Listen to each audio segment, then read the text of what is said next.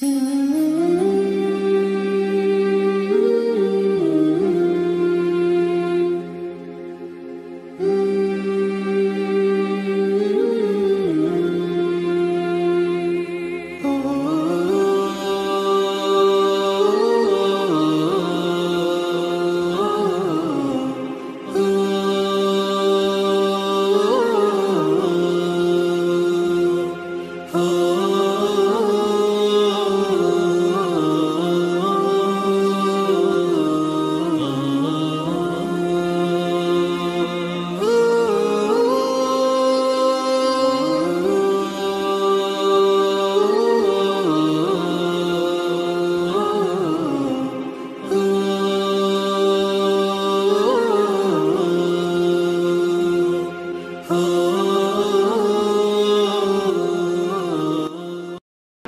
इसके बाद आलमी नोबल के शागिर्द जो कि तेलुगु जुबान में तकरीर करेंगे अरशद हुसैन मोदी तशरीफ लेकर के आए और तेलुगु जुबान में अपनी तकरीर पेश करेंगे।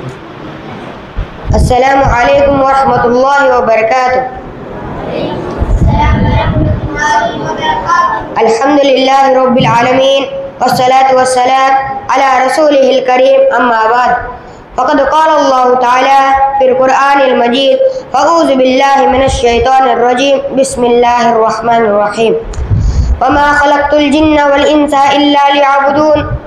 గౌరవనీయులైన ముఖ్య అతిథులు, గురువులు, ఉపాధ్యాయులు మరియు నా తోటి సోదర సోదరీమణులారా, ఈనాటి సభలో నా అంశం మన లక్ష్యం స్వర్గం.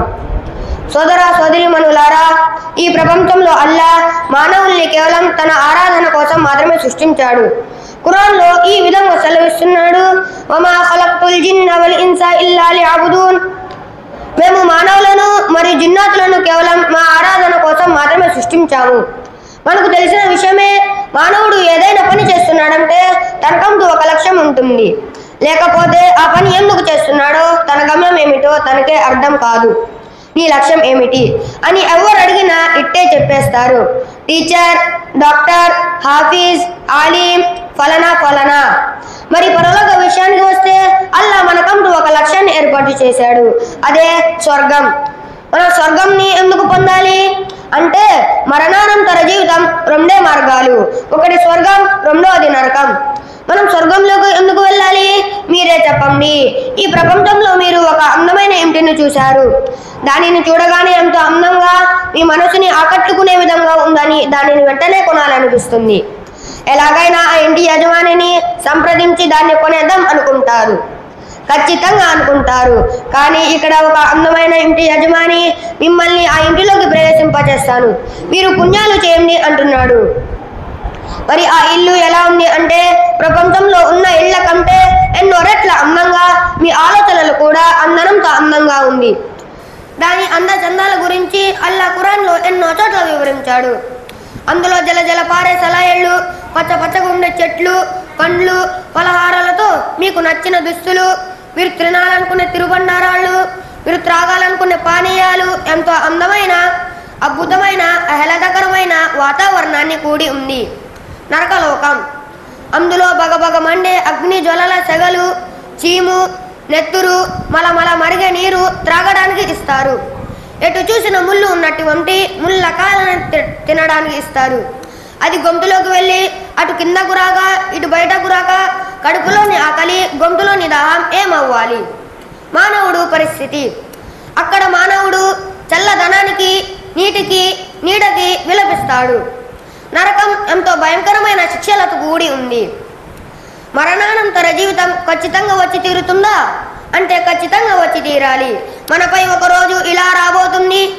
మంచి చెడులకు, పాప పుణ్యాలకు, సత్య అసత్యాలకు, స్వర్గవాసులకు, నరకవాసులకు వేరు చేయడం జరుగుతుంది. అల్లాహ్ తఆలా ఖురాన్లో ఈ విధంగా తెలియజేయడం జరిగింది. ఈరోజు వ్యవహారాలన్నీ తారతమ్యం చేయడం జరిగింది. అల్లాహ్ తఆలా ఖురాన్లో ఈ విధంగా సెలవిస్తున్నాడు, ఇన్న హదైన ఉస్సబీల ఇమ్మా షాకిరం వ ఇమ్మా కఫూరా. మేము అతనికి మంచి మార్గాన్ని చూపించాము. ఇక అతడు కృతజ్ఞతుడుగా వ్యవహరించిన లేక కృతజ్ఞతుడుగా తయారైన తన ఇష్టం. మేము అతనికి స్వేచ్ఛను హరించలేదు. మానవుడు దీనిని ఎందుకు ఆలోచించలేకపోతున్నాడు? ఈ మానవుడు తాత్కాలికమైన ప్రపంచం కోసం రేయింబవళ్ళు కష్టపడుతూ స్వర్గ సుఖాలను తన చేతులతోనే తనే నాశనం చేసుకుంటున్నాడు. ఈ ప్రపంచం వ్యామోహంలో పడి మానవుడు తన లక్ష్యాన్ని మర్చిపోతున్నాడు.